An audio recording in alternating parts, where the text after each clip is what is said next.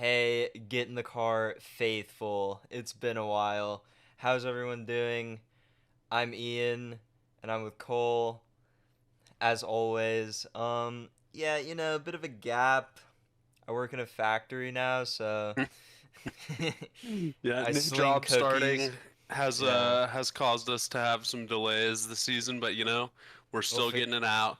we'll It's gonna be iron out it before out. Sunday, and We'll we'll work iron on our it. plans. And it's just an interesting time in our lives. We're both at that age where real life begins, So trying to Yeah, handle both and make sure we get this out for our fans is important. So we're gonna get it done today, and just kind yeah, of it's been a long time since Austria, so we're definitely not going to do like a full review, just a quick little recap, and then hop into some introductory stuff for France so that you guys are set up and ready to watch tomorrow morning. yeah. So We'll get back to being consistent. Just have to figure it out. But yeah, definitely. Austria, everyone should know what happened by now. Uh, didn't really watch the race because of, I don't know, life. But yeah, we saw Max. He lost his lead to Leclerc during that race. Perez had a wreck. Carlos caught on fire, but Cole watched it, so I did. take I it I away. probably missed maybe the first 10, so I can take the lead on the recap.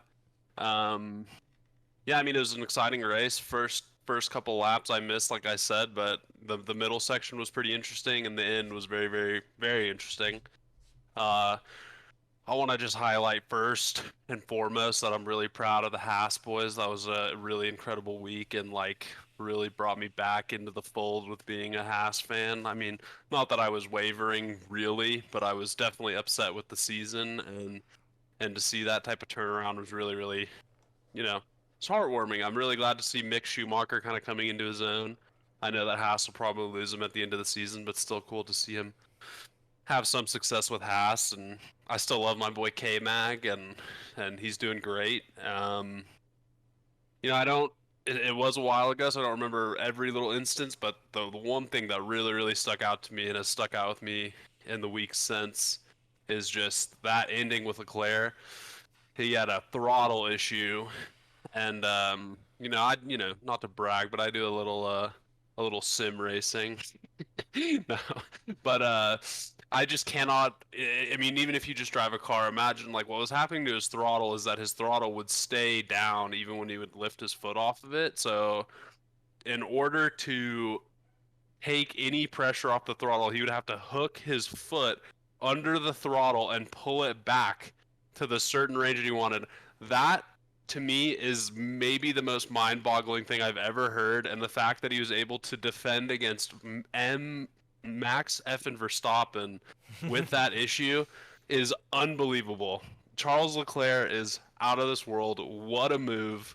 What a race car driver. And I just can't believe there hasn't been more coverage than that. Because when I heard the announcers say what he was doing, like, yes, he's hooking his foot under the throttle to get it back. That does not make sense to me. I can't believe that. So, good shit, Charles. Poor guy. Sucks that now that he's won a race, that the Ferrari's gonna poop the bed for the next five. But still, congrats, Charles. That was the most impressive thing I've ever heard of or seen in F1 so far. So, He's that guy.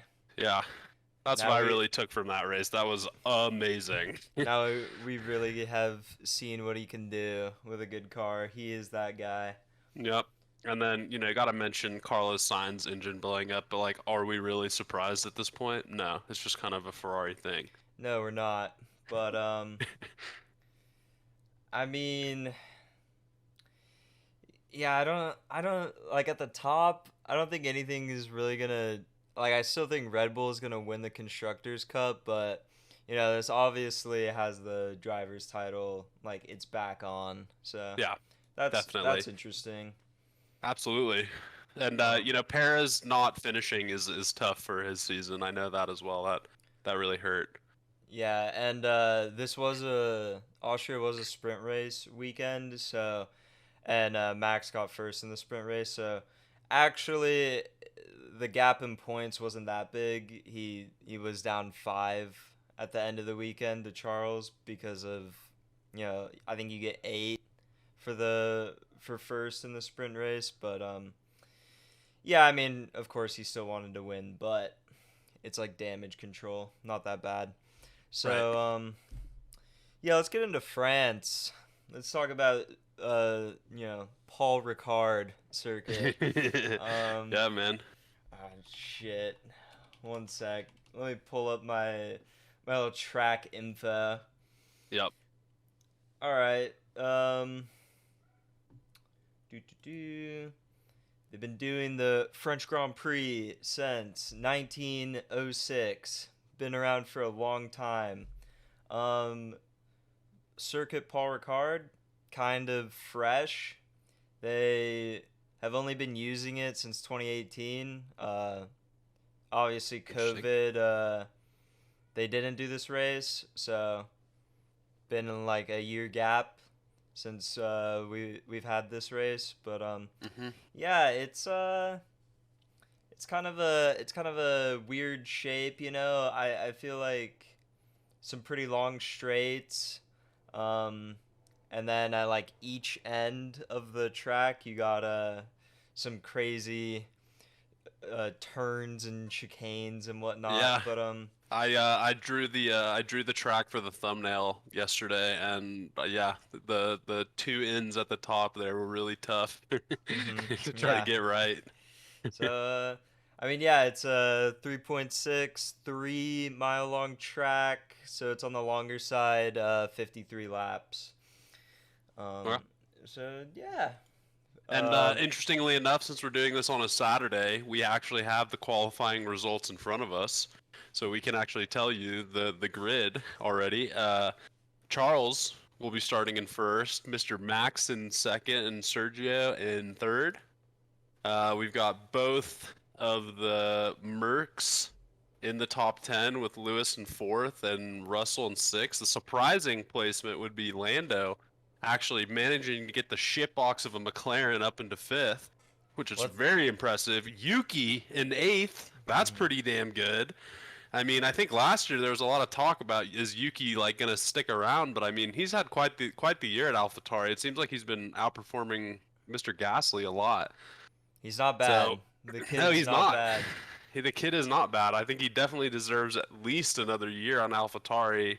If not, then someone else should pick him up. I don't know what's going on with all that. Um, I watched some of the highlight. I didn't actually watch it, but I watched some of the highlights, and K Mag was really, really, really quick in the first two qualies. He got 10th overall, but in that first quali, he was down, I think, maybe 18th, very much in danger of not even making it out of Q1. And he managed to put up a time that put him in sixth overall for Q1. So that Haas has really, really got some life in it. Although Mick couldn't really make it work, it doesn't seem. But, Yeah. I mean, really interesting. And the one thing I did see, and I've seen a lot of people talking about, is just the Ferrari strategy for qualifying. They were using Carlos a lot to tow Mr. Leclerc. And for those of our fans who don't understand towing, it's like, you know, if you're directly behind the car in front of you, the car in front of you is cutting the air for you, and you're kind of in cut air, which makes you faster. So that's what they were doing. They were having signs, basically get right ahead of Charles at the beginning of the lap, allowing Charles to come right behind him to get that tow and that slipstream to get himself a purple first sector. And then he was just taking it from there, and he was able to get, I think it was let me take a look. It was about a 3/10 difference between Charles and Max, which is interesting because that is with the tow. So I'm wondering if they're doing that because the circuit Paul Ricard is like very reliant on qualifying. Kind of like Monaco. If you get first, you're probably safe. Um, because if it's not, then I mean I would say definitely overall it seemed like Red Bull had the faster car in qualifying today. It The thing was it is was with just strategy that changed yeah. that. The thing is with Ferrari, getting pulled does not mean you win. No. They have been qualifying demons this season, but Yeah. I mean we'll see if they're about to start a little streak. But you gotta have your reservations for sure. Um, but yeah, basically they put signs on bitch duty. That's what we call it. Um, and Yeah, they definitely did. I just want to point out the god Lance Stroll not making out of Q1 yet again. Dude, I okay, okay. And then think Latifi being like the slowest out of everyone was so funny because I think it was like, I mean, it just doesn't even make sense. Like Mick, Guan Yu, and Lance all had like mistakes, like major errors, and he was still slower than them. It doesn't make any sense. Like how are you still slower than them? They were like going off of the track and coming back on and having their lap deleted, and they would still be faster than motherfucking Latifi. It doesn't make sense. That guy is so ass. It's insane. Latifi's just driving like a person on the freeway, dude. Dude, he thinks he's driving like a Jeep on 35 down in Texas, dude. It doesn't make any sense. um, yeah, man. Yeah, I mean nothing too crazy. Yeah, the Lando thing. We'll see if they actually do anything with that. I'm a pretty big McLaren hater this season. Like, there's just Dude, not Danny much to Rick in root for. 11th, bro. He'll drop to 13th. I Oh, don't know if I've man. said it on here before, but Danny Rick loves 13th position. It is one of his favorite. He makes his home in 13th and he just rides that to the end. But yeah. Yeah, I mean, it's not too crazy. I like Lewis in fourth. I definitely have enjoyed. So the thing is, yeah, that we talked about, just like the two of us, is like, why would I root for Mercedes after dominating for like year in and year out for most of like a decade, but it just makes it more interesting when they're not necessarily going to win, but they're threatening the top two teams, which just makes it more interesting every weekend. So that's Absolutely. A why. three-horse race is more interesting than a two-horse race. There's no way around it. You know what I mean? Yeah, I don't expect them to like win the season or anything, but when you have the possibility of like A race win. Hamilton or Russell threatening Red Bull and Ferrari for like a podium finish, that's cool.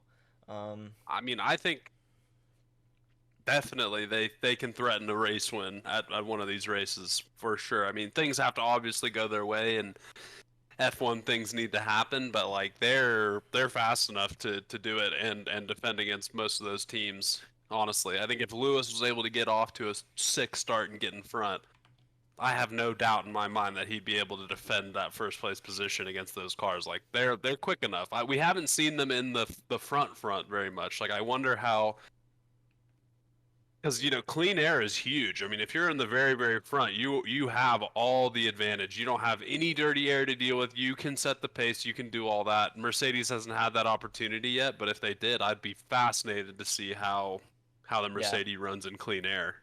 it's still Lewis MF Hamilton, you Right, know. right. You And like can we win. were talking, we were making jokes and saying stuff at the beginning of the year, but we have always known that it's Lewis MF Hamilton. You cannot count that dog out. I mean, he's the Yeah. greatest. He's the greatest driver of our time, undoubtedly. You know. Yeah, it's like we're still pretty new to the sport, but it's like, the comparison is like he's Tom Brady of driving right now, you know? Definitely, It's like definitely. I don't No, think and he's it's just gonna been roll over and die. no, and just in even though we're still quite new to the sport, it's been pressed upon us that Lewis Hamilton is incredible. And just in our short time of really following and watching, Lewis Hamilton's fucking incredible. There's Yeah, nothing more to say. he's top three of all time for He's an sure. amazing driver. Yeah. So So, yeah. but yeah, man, I think that's a good little preview. I think it's like we said, there's not a lot, not a lot of shifting going up at the top. It's again, it's the same thing. It's going to be a Red Bull versus Ferrari week to see where those two end up for the front, and Haas not the greatest qualifying, but I'm still Yeah. pulling for them. I think they can definitely get some points. I think K-Mac could get some points. Um, and yeah, I mean, the rest of the midfield and stuff is very similar. We still got Fernando Alonso just outperforming his car and really, really showing that you can be 38 years old and whip the shit out of an F1 car like it's nothing. Yeah. But beyond that, nothing's really changed in the midfield, and things are very, very even. I've never watched France live before. I'm looking forward to it. It's going to be exciting, and Red yeah, Bull Red Bull is fast on this track. I see last year yeah, I got it wrong. Yeah, so they did skip it for COVID, but they did it last year in Max's winning season. And yeah, Red Bull is crazy. Like he was pole, he won, he was fastest. Perez was also third, so they had a double podium finish. Obviously, Ferrari didn't exist in the same way last season, but yeah, I really expect Red Bull to show out for France. I think yeah, I think this track favors them quite a bit, with just how long the straights look. So definitely. And just seeing what Ferrari had to do to get Charles into pole is I think indicative of their concern for this race. They're like, yeah, okay, we need to get pole and make sure we have at least one car up in podium position because I don't I don't think we're gonna see Charles in first tomorrow. I don't think he's got the pace or the car to really hold off those Red Bulls. Those Red Bulls were quick, yeah, because just it's an as you said. interesting strategy. You're sacking your other driver into ninth so you can get pole position. Like, Yep. doesn't seem like you're very It's confident. And just it looked desperate. yeah, I mean, yeah, yeah, really. for sure. Yeah. All It's right, it's guys. a last ditch move. But yeah. Yeah. All right, All right, guys. Thanks for tuning in.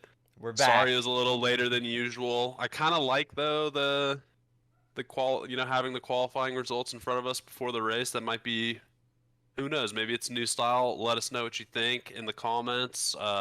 Subscribe, share with the friends. Turn on that notification bell, all that shit that every YouTuber says, and man, because I'm done working, man. I'm trying to sell this for like $1 billion, so let's get it going. And if you like football, watch out for Tune in. get in the league. It's Yep. coming.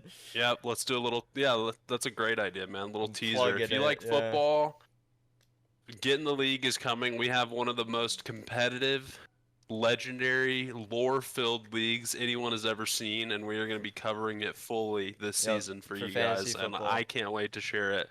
Yeah. So be looking into that. Um, I mean, we're going to go super in-depth interviews, lore, And it's hilarious. picks, and it's gonna be funny. It's all about the funniness. So yeah, Yeah. thanks for watching. Thanks for tuning in, and enjoy the race tomorrow. And we'll catch you guys on the flip when the next race is on the way. Peace. Peace.